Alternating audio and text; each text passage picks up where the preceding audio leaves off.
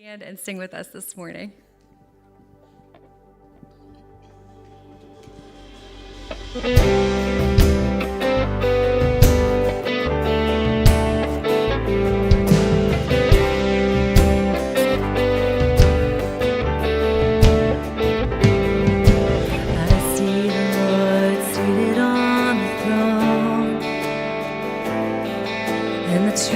His robe fills the temple.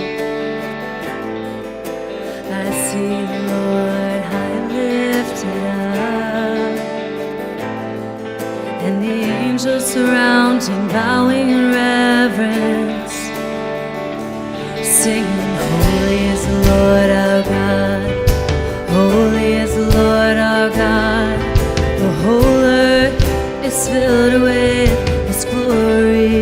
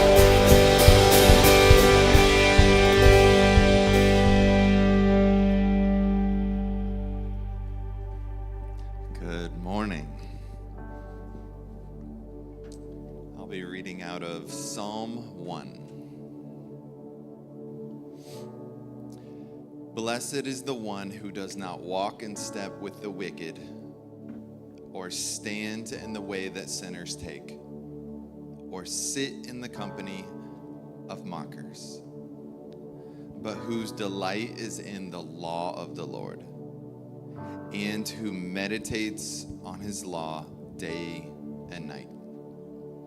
That person is like a tree planted by streams of water, which yields its fruit in season, and whose leaf does not wither. Whatever they do prospers.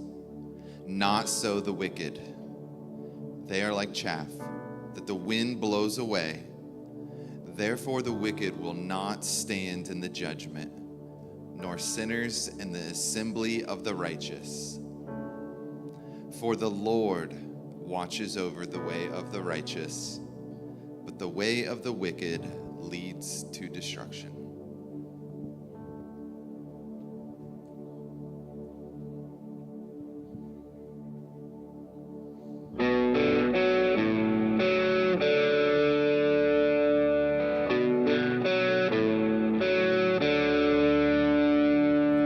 You gave your life for mine, nailed to the cross, you crucified. All my sin and shame, it was washed by your mercy. You are the treasure I find, my reason for living, so let my life become an offering to the one who is worthy.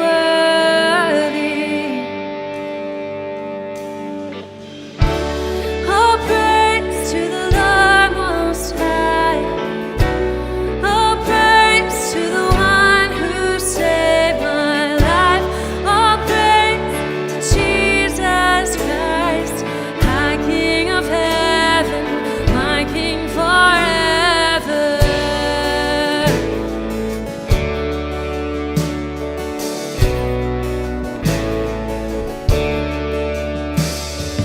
You stormed the gates of my heart.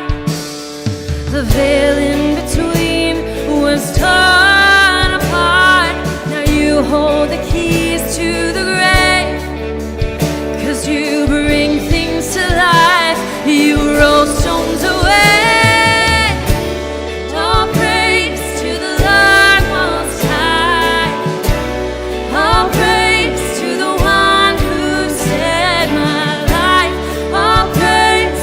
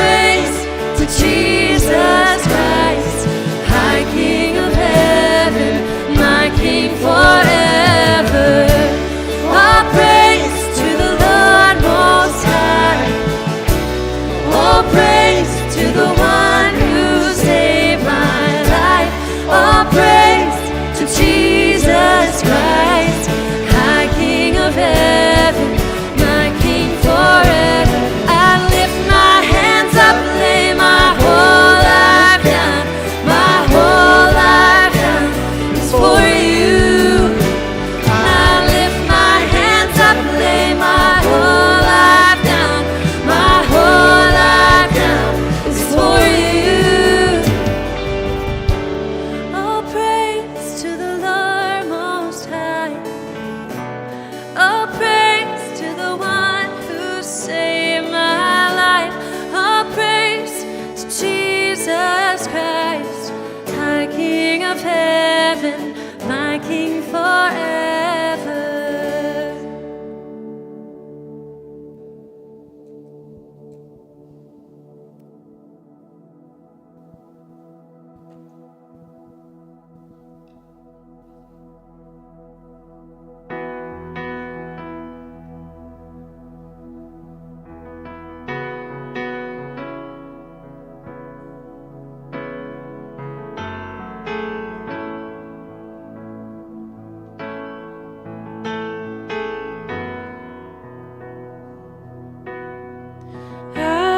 Adonai,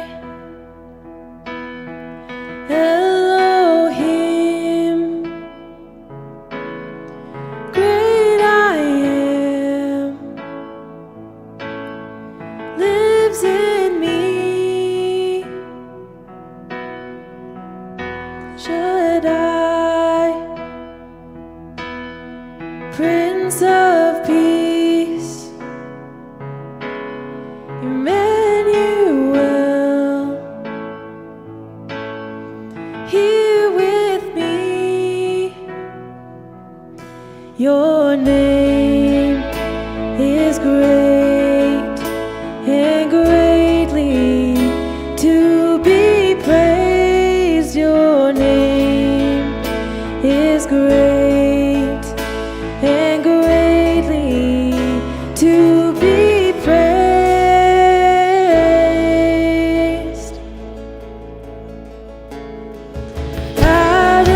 Adonai, Elohim,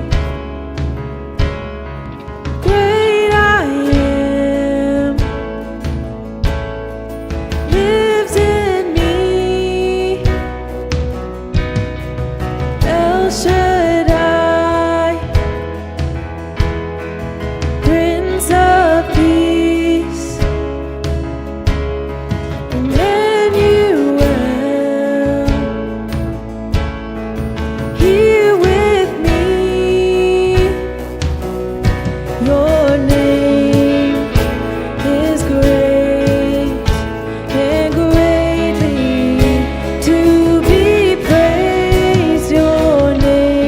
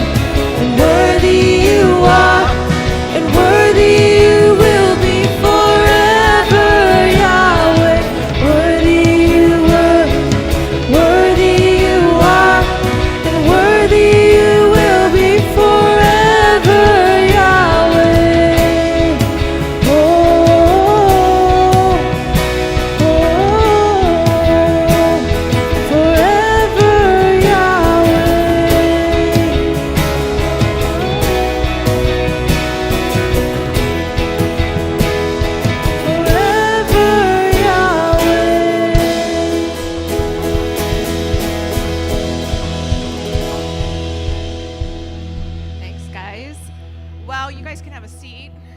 My name is Melissa Stutz, and I am very honored to be your service guest this morning. Service host. I'm not a guest. I go here.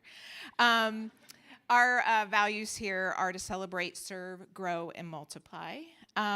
If you're in person, that's amazing. If you guys want to check in, you can on social media. Also, if you're online, thank you so much for being with us this morning. Love to that you guys provide the online capability. I know when we've been out of town or sick, it's such a great way to be able to at least feel like you're somewhat connected by listening to the sermon, which is amazing. We also have social media, so you guys can check that out and try to connect through that. I know it's a great way to stay in touch with like what's coming up and what's going on, but also get to see some fun pictures sometimes whenever we have fun events. I'm not sure if anything is up yet from Tuesday with the picnic in the park that we just had, but it's always fun to keep up on that and stay in touch. If you call Encounter Church your home, we encourage you to give lavishly, just as the Lord, and joyfully, just as the Lord has given to us lavishly. And you can do that through lots of different ways. You can do it in person. There's a basket at the back. You could do it online. I know we have our website and stuff. You can do it that way. So whatever feels best for you, whatever is most comfortable. But yeah, just a way to give back. The Lord has done so much for all of us and in our lives. It's important to do that as well. Okay, guys, we have some things coming up. August 16th, we have baptisms. There's a book club starting, which I thought this was really cool. It's going to be on August 16th, which is a Sunday, at noon. And they're going to be doing the Screw Tape Letters, C.S. Lewis. So super cool. This has actually kind of been like a dream of mine that we could have something like this. So I'm super excited that you guys are doing this. I also think Bacho should have his list of favorite books on our website. I'm just saying that since you're always quoting from them. We also have our Summer of 14s. So August 14th is our next one. And we have a band and bonfire. So that sounds pretty exciting and fun. Right now, our second summer series is Holy Habits, and we're going to go ahead and Bacho will start the message on that after we watch this video.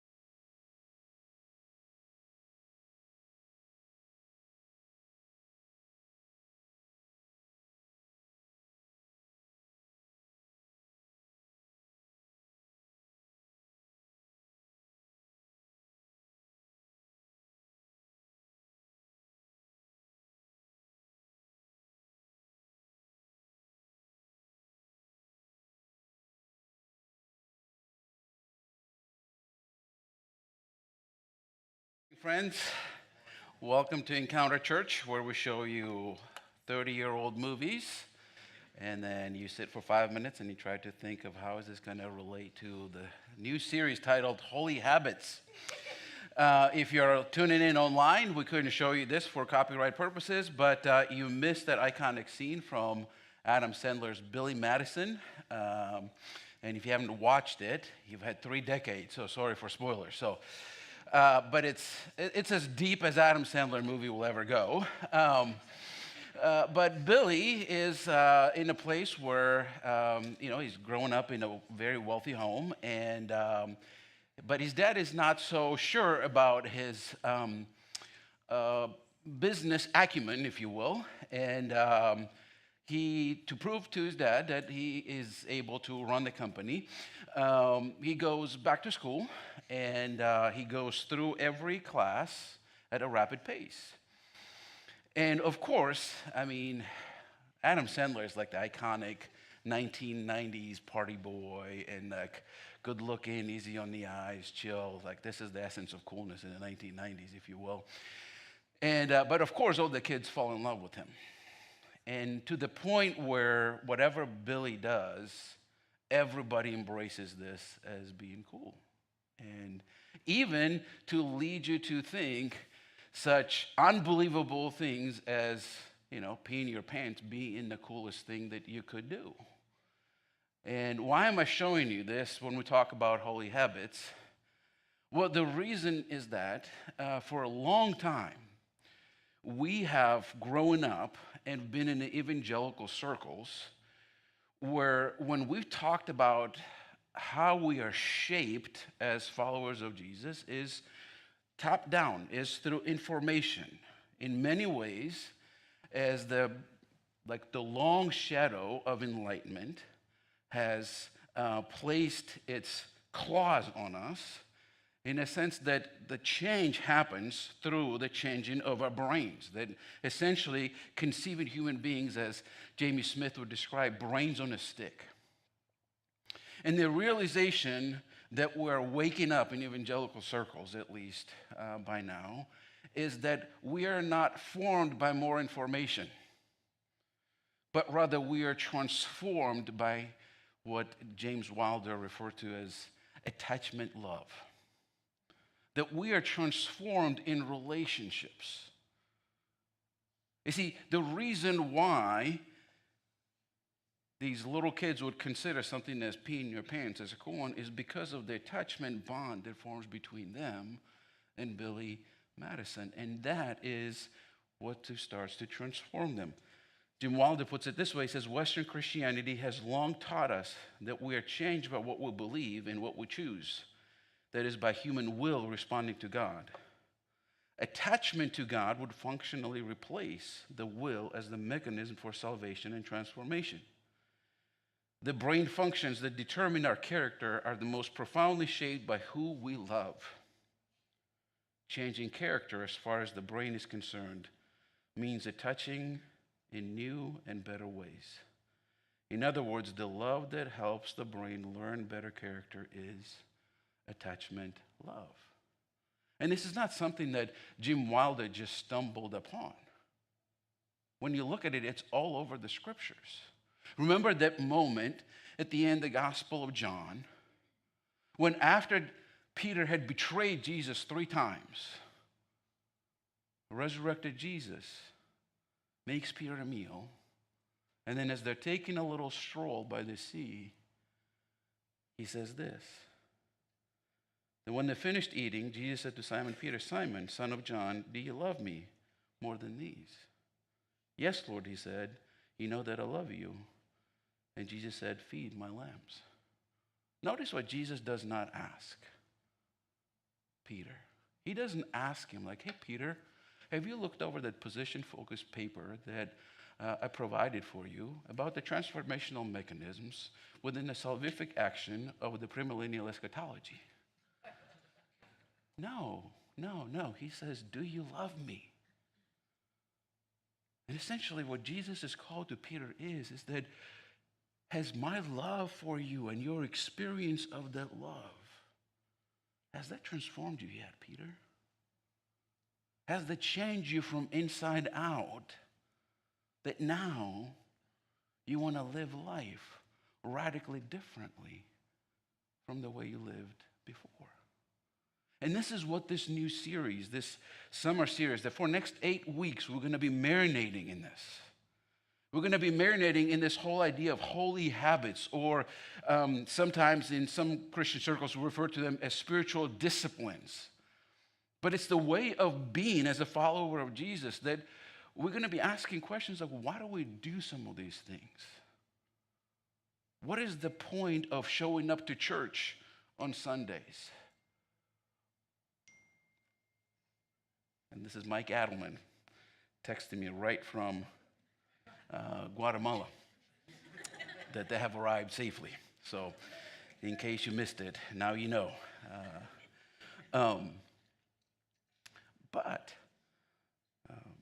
So for next 8 weeks, we will be unpacking some of these holy habits, as we would refer to them. And we'll make them very practical. And we will think more carefully about why we do them and what does it mean to be a part of those things, the way that we're being transformed. But we begin with this whole notion of a transformed life. What is that God wants for you and I? And we're going to be looking at Psalm 1. So let's begin where Psalmist begins. He says, "Blessed is the one who does not walk in step with the wicked or stand in the way of sinners, or sit in the company of mockers, but whose delight is in the law of the Lord, and who meditates on his law day and night. That person is like a tree planted by the streams of water, which yields fruit in season, and whose leaf does not wither. Whatever they do prospers. Not so the wicked. They are like chaff that the wind blows away. Therefore, the wicked will not stand in judgment, nor sinners in the assembly of the righteous. For the Lord watches over the way of the righteous, but the way of the wicked leads to destruction." So the book of Psalms is a collection of songs or prayers of ancient Israel. There's 150 of them, and they're collected. But there's first and second Psalm. They're kind of like the entry point into the book of Psalms. Psalm 1 is like one column, and Psalm 2 is the other column. And it says, like, you enter through this way, and it gives us twofold picture of an individual and then a picture of the community in Psalm 2. So this morning, we're just going to be looking at Psalm 1. And Psalm 1 begins with this whole idea, this word blessed. The Hebrew word there is ashrei, and you could also translate it as happy or fortunate. Or you could translate as I would translate it as the how rewarding is the life of. Essentially, from the get-go, what the psalmist is doing is putting in front of us a picture of the flourishing life, the kind of a life that God would always have intended for his created being. So we begin in this picture. Like, what is this picture that God puts in front of us? Growing up, especially as a young teenager, I had a picture of the Russian chess player by the name of Alexander Alokhin sitting on my desk next to my chess set and my game clock. And the reason I had the picture of Alokhin is because if you're growing up in the Republic of Georgia, there's two things that you must do, especially if you're a guy. You must wrestle, and then you must play chess. I don't know if you know this, but the chess culture in the Republic of Georgia in the 20th century, I mean, it was incredible because especially Georgian women dominated the chess scene on a world scope. If you watch the Queen's Gambit, the Netflix series, that's a picture from there. And if you haven't seen it, it's phenomenal, so you need to watch it. But at some point, she's playing in this tournament in Moscow. And this is kind of like this scene of, post-World War II, like the Cold War period of, chilling of relationships between the United States and Soviet Union. And it's a big deal that she's playing in this tournament in Soviet Union. And it's a big deal because she's the only female player in this tournament.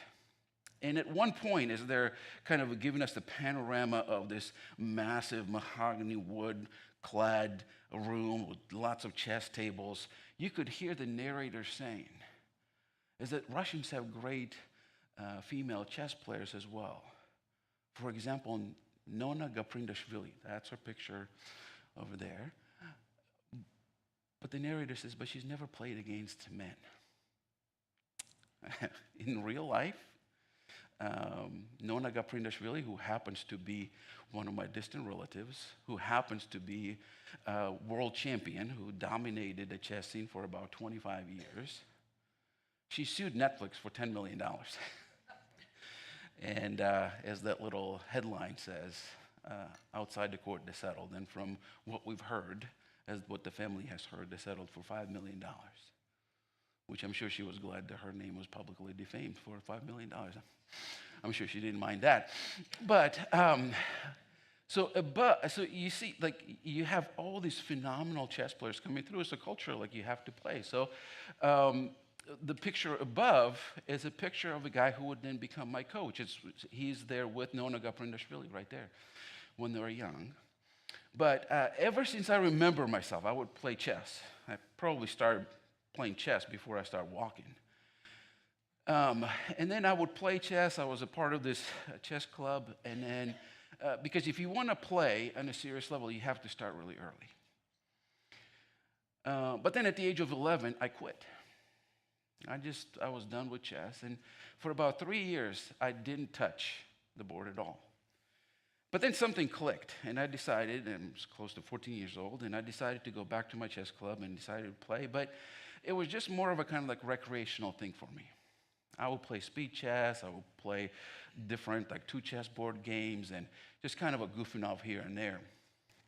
And I remember at one point, at this point, Aleko Bokuchava, he's pretty old, and he's a part of our chess club as well. And I remember one day walking in, just kind of being a funny guy, and he motions me into his office. I've never been into his office. He was one of the most celebrated male chess players that Georgia had ever produced. And arguably, they would say that him and Mikhail Tal, who would then become the world champion, they were kind of neck and neck. But then, personal things happened in this guy's life, and he ended up not achieving where he should have been. But he was a phenomenal coach. So he coached a lot of these women into world championships. But so he motions me into his office. And it's one of those things like you step into this chess shrine. I mean, the walls are covered with black and white photographs of either him with some of the most famous chess players in the world, or his trophies, or pictures of him in various tournaments.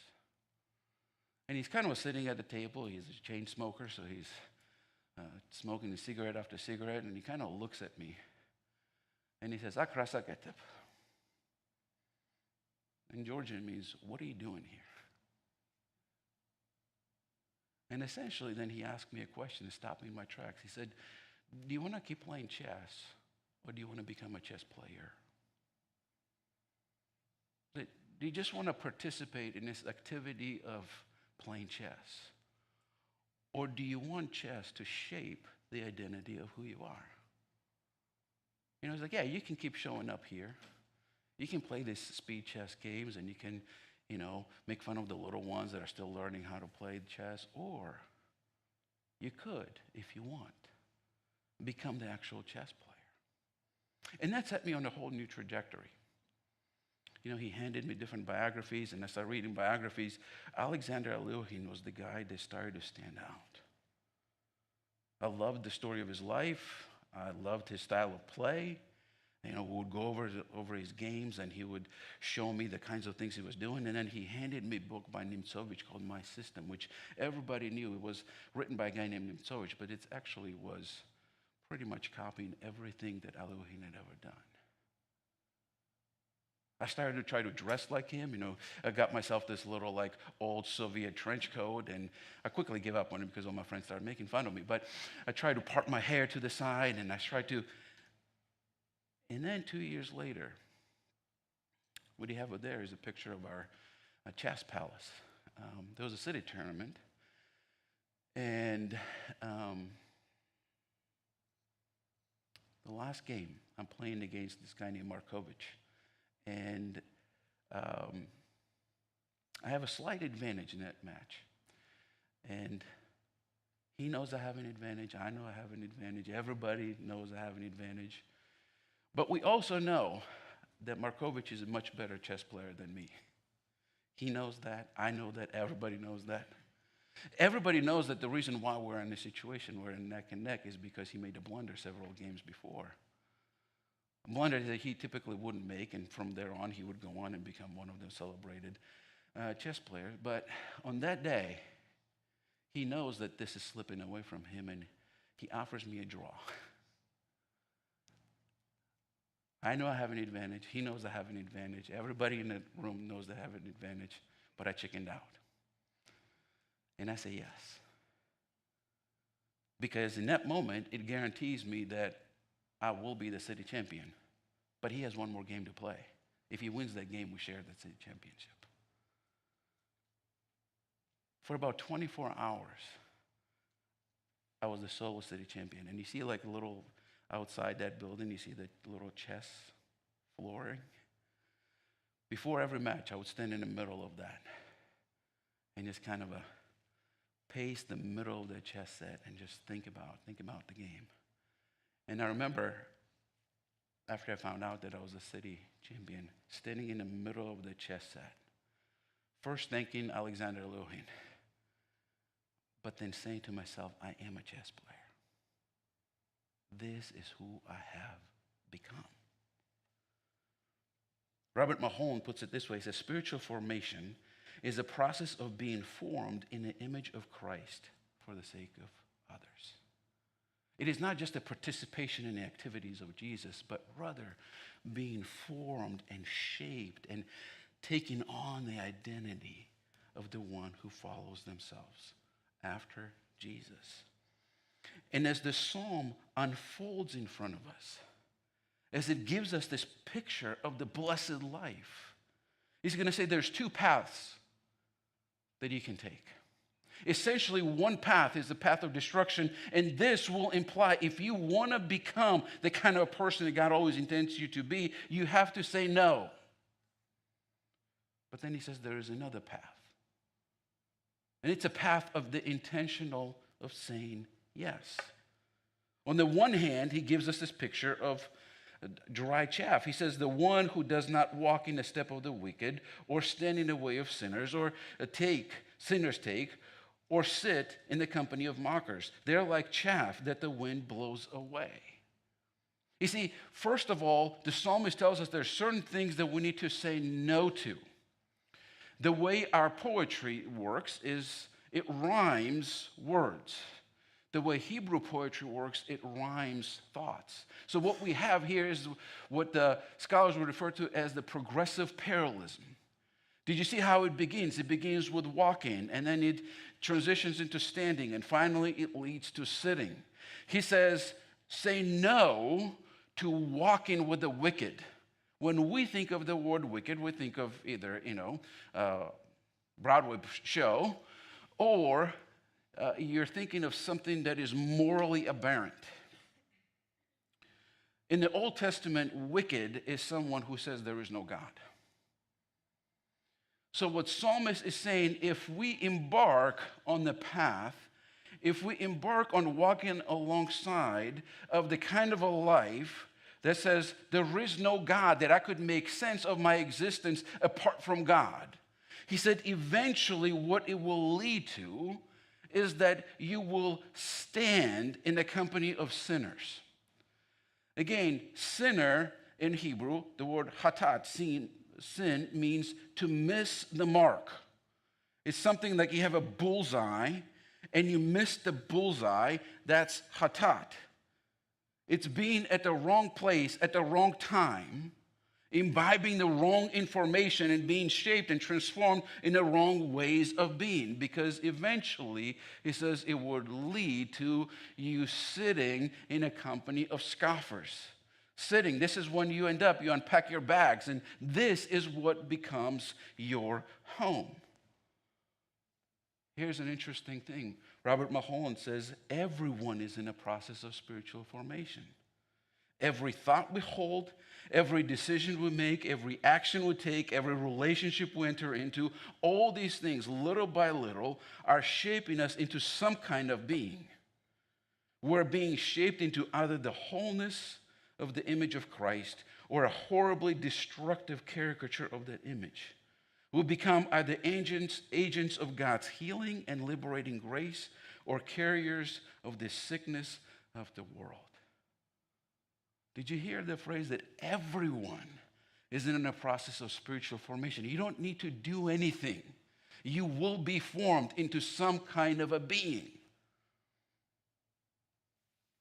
I don't know how many of you have read The Picture of Dorian Gray by Oscar Wilde, but it follows a story of Dorian Gray, who is this extremely handsome young man who has a friend named Basil, and we actually have a picture of that for you, who draws a painting of him.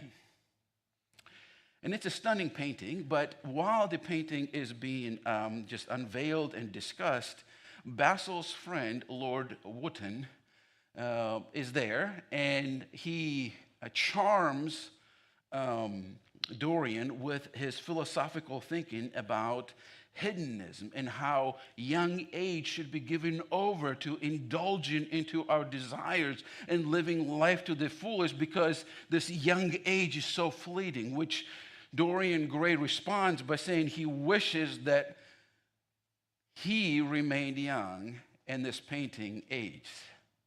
And sure enough, his wish is granted. And as Dorian Gray moves on to this life of indulgence and opulence, and it's increasingly becoming more and more violent, destructive. It begins with him betraying and being mean and destructive towards the young lady that has fallen in love with him. And increasingly, more and more and more, he keeps going down this path of destruction. And yet he remains young and beautiful. And all along, slowly but surely, the picture starts to change and be transformed. And it becomes more and more grotesque and more ugly. And Dorian is shocked by this. And he tries to hide this painting. And Basil knows that there's something going on and demands to see this painting that he had produced for his friend. And when Dorian shows him, in a moment of rage, he stabs and kills his friend. And now, picture gets even more grotesque. Now it's covered with blood. And eventually, this whole thing is catching up with Dorian. And one day, he's standing in front of this painting, and he just cannot take it anymore. And he grabs a knife and plunges it through this painting. And suddenly, the servants from the other room hear the scream. And as they rush in, they see the painting be restored to its pristine beauty, while this aged, degraded, deformed human being that they could barely recognize as Dorian Gray is laying dead on the floor. Right before he dies, Dorian Gray makes this statement. He says, "Each man lived his own life and paid his own price for living it. In his dealings with men, destiny never closed her accounts." In his dealings with men, destiny never closed her accounts. Or, as Crawford Loritz would put it, when you are born, you look like your parents. When you die, you look like your decisions. And what the psalmist says, where that life ends, is a picture of a dry chaff. You see, dry chaff, and we have that picture for you. What dry chaff is, it's just an agricultural waste. It's weightless, it's rootless, and it's useless. You see, from antiquity on, when they would gather grain, on a cool evening, they would bring this grain to the threshing floor, and then they would throw the grain up in the air and let the wind blow the chaff away. It's weightless, it's rootless, it's useless. And Psalmist says you have to say no to certain ways of being, because this is where they will lead you. But on the contrary, he says there is a path of yes. It's a yes to the kind of a life that could be only described as this beautiful, luxuriant tree. This is what the psalmist says, person whose delight is in the law of the Lord and who meditates on his law day and night. That person is like a tree planted by the streams of water, which yields its fruit in season and whose leaf does not wither. Whatever they do prospers. You see, he draws this contrast between the chaff and between the luxuriant tree. He's saying, you look at this beautiful tree, it is always loaded with fruit. It always has this beautiful green foliage that never withers. It's the kind of a life that is immersed in the ways of God. He says, this is the person where he says, who delights in the law of the Lord, and on his law he meditates. Like delight, the Hebrew word hapetz means it's that the emotional response when you hold the hand of that special someone for the first time, and it's almost kind of like this electric current that starts to go through you. Like you're like, I can't believe this is happening. This is an incredible emotional response, being in the presence of somebody that I deeply care about. Meditating on the law of God. Deep immersion in the things of God. Haggah means to murmur, to growl. Isaiah chapter 11 uses this word haggah to describe a lion who's hungry and it's growling in anticipation of this beautiful meal that is coming right in front of him that he's just going to catch in a second. So this whole idea of the being that craves, that desires, that longs for the things of God. But lest we think that this can come by some kind of a osmosis. He says this tree is flourishing because it has been planted by the streams of water. And every word there is significant here. It's planted by the streams of water. Planted, the Hebrew word there is shatal, and it doesn't mean literally to plant. It actually means to replant. It's that the tree was positioned at first somewhere else, but then somebody had the wisdom and wherewithal to say like, no. This tree needs to be removed from this environment and it needs to be planted here. What is this image doing here? It's taking a point and it points us to the thing that is most vulnerable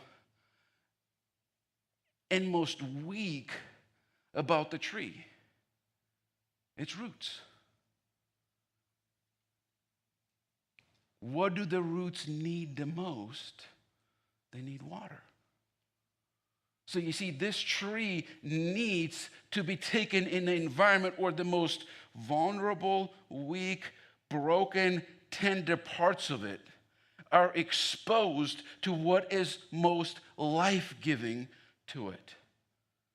Robert Mulholland puts it this way. He says, the process of being formed in the image of Christ takes place primarily in points of our unlikeness to Christ. God is involved with us in the most imprisoning bondage of our brokenness. God meets us in those places of our lives that are most alienated from God.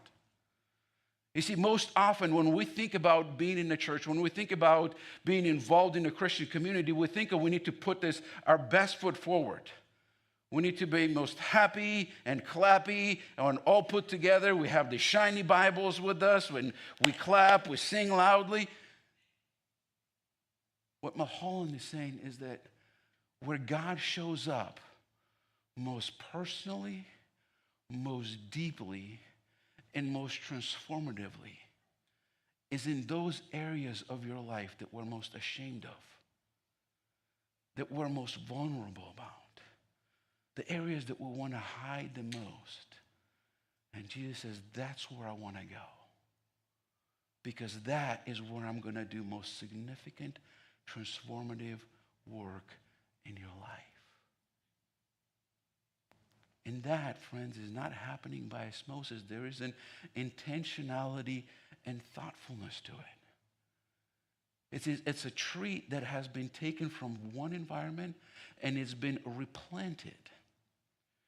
But then it says that it's been replanted by the streams of water.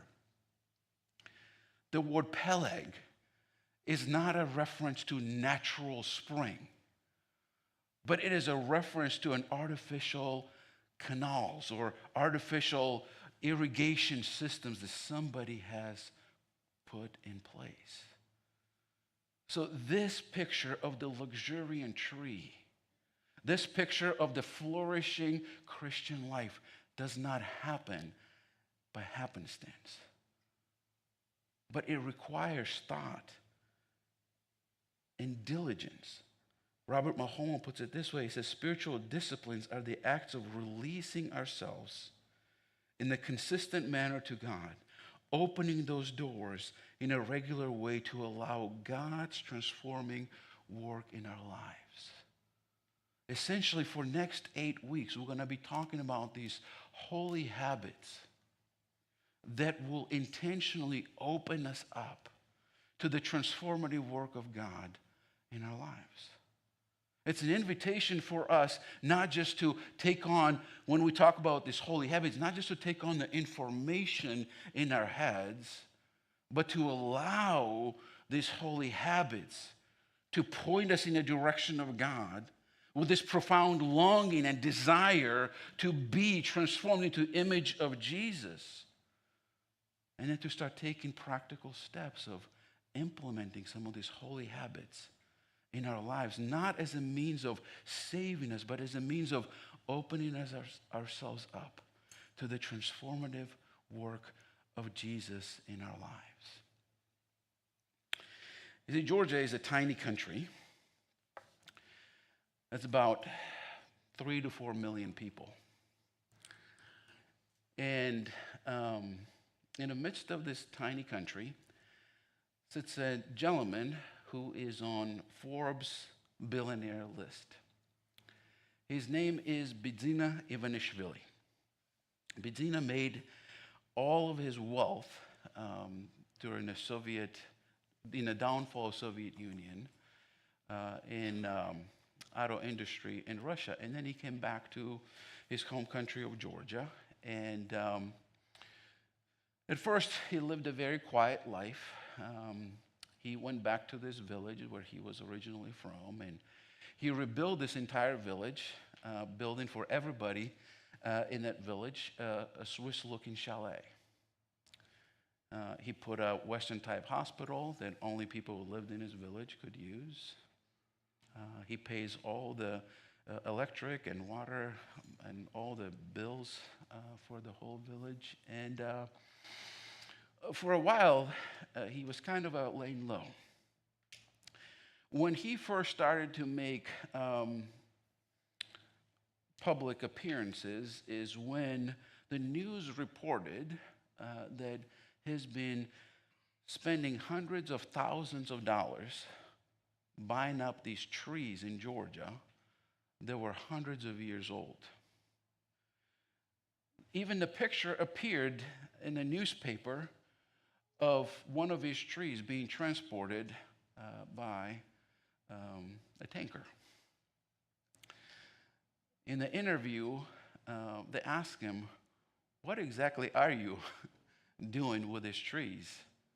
Buying them up, digging them up from their local places, and replanting them right outside your palace?"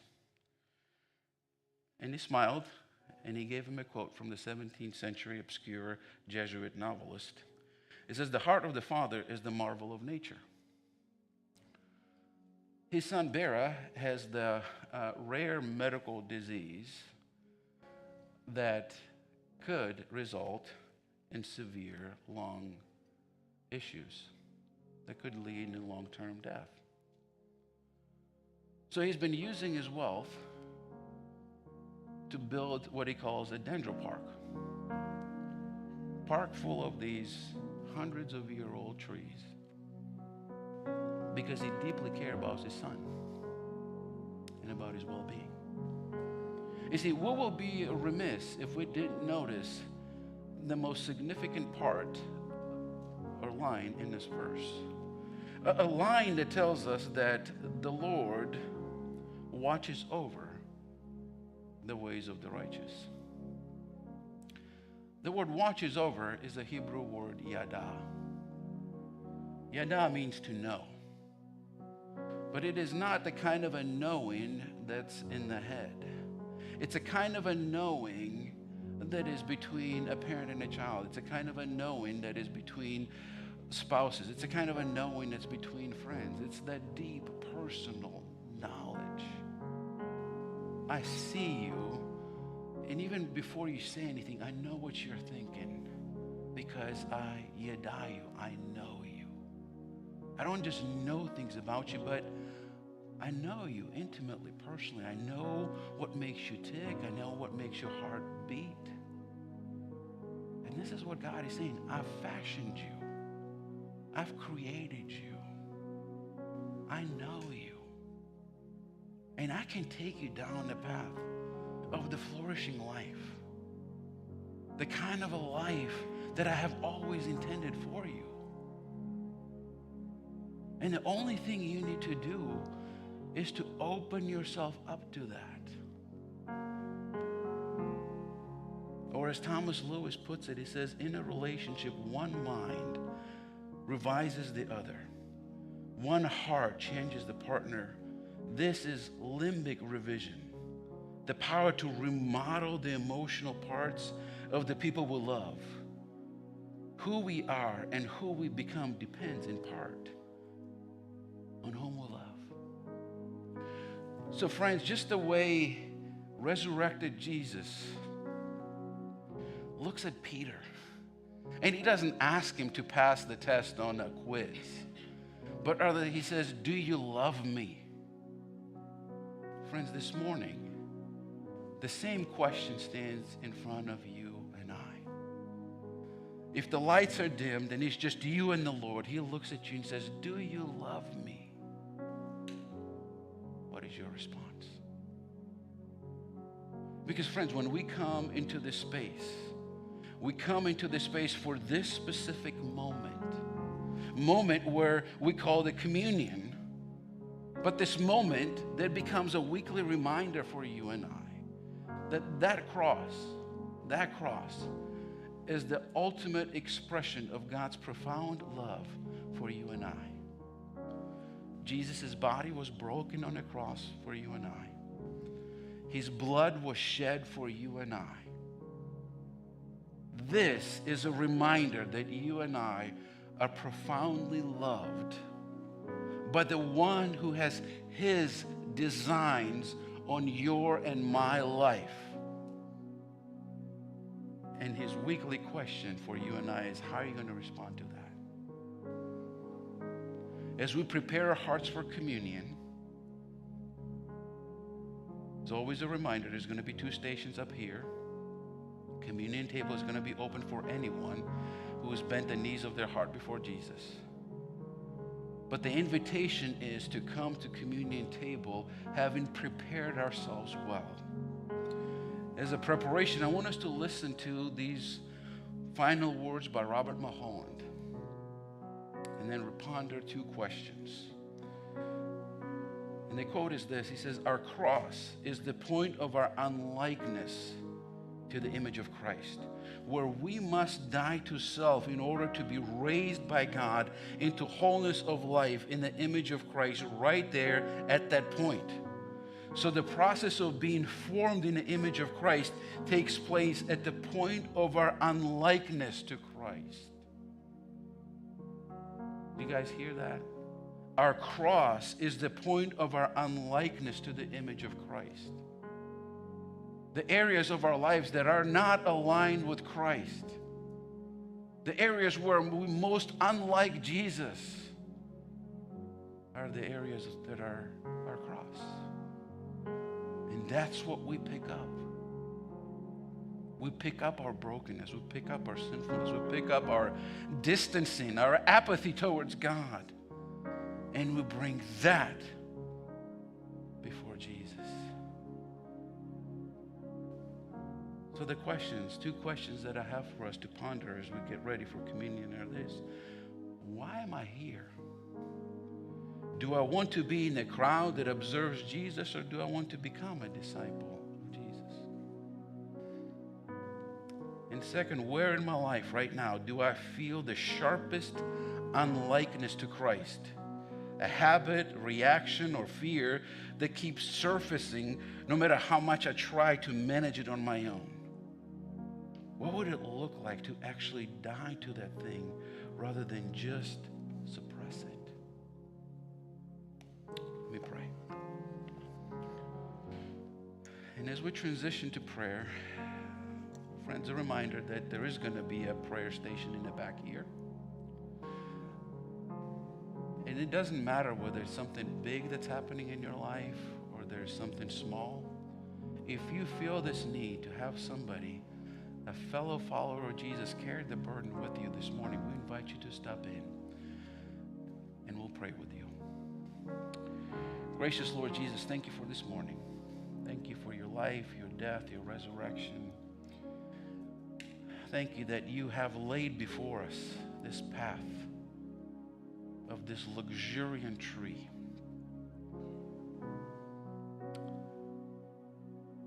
Lord Jesus, as you ask us afresh the question, do you love me? I pray that in the quietness of our hearts, we would have courage to say yes. I do love you, Lord. Amen.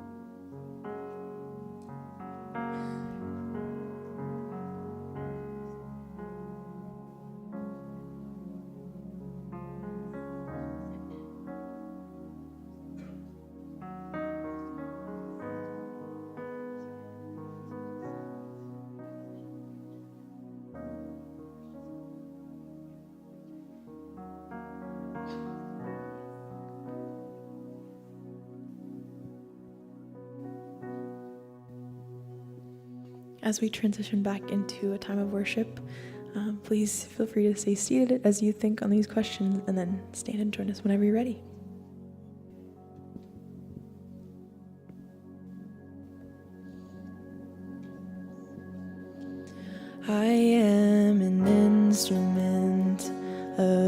exaltation. And I was born to lift your name above all names. You hear the melody of all creation. But there's a song of praise that only I can bring. Who else is worthy? Who else is worthy? There is no one, only you, Jesus. Who else is worthy? Who else is worthy? There is no one, only you, Jesus. You are the infinite God of the ages, and yet you chose to make my heart your dwelling place. You healed my brokenness, showed me your glory. So I have songs of thanks not even angels sing. Who else is worthy? Who else is worthy? There is no one, only you, Jesus. Who else is worthy? Who else is worthy? There is no one, only you, Jesus. Who else is worthy? Who else is worthy? There is no one, only you, Jesus. Who else is worthy? Who else is worthy? There is no one, only you, Jesus.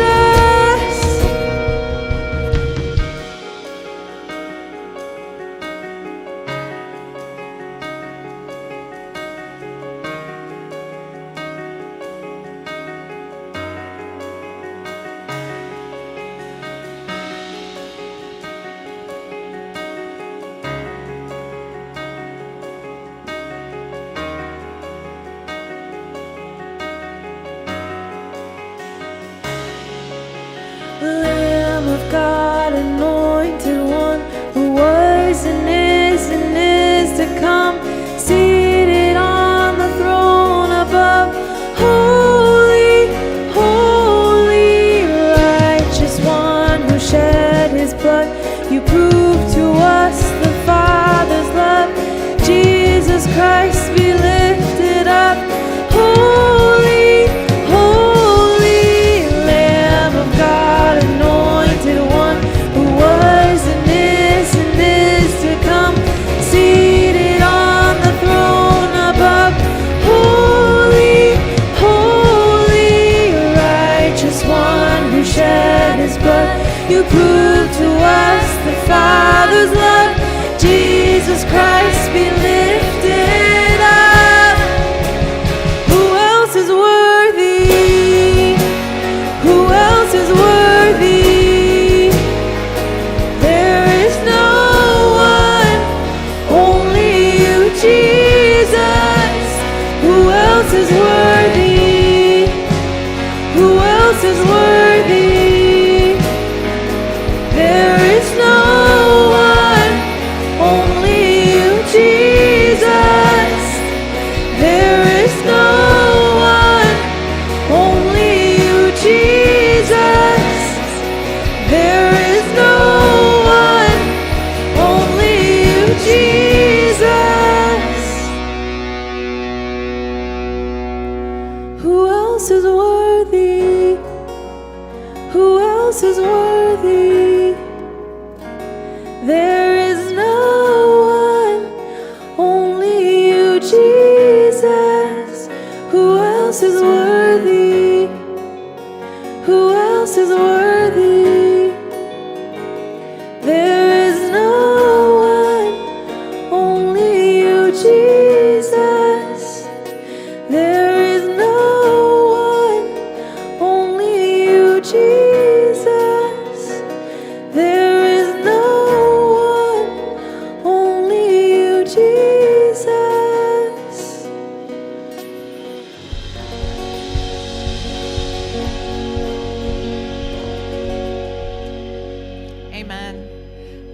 so much for being here this morning. If this is your first time or you're newer, there's some Connect cards that are in the seats. We would love for you to fill those out, and you can put them in a basket at the table right outside of here, just as a way to get connected, and so that we could connect with you. Also, just a reminder that we've got baptisms coming up on August 16th, a book club starting at 12 on August 16th, and then we have the Summer of 14s that's going to be on August 14th. Band and bonfire, which sounds super fun. As always, we just encourage you this week to be full of faith, hope always, and love well. See you next week.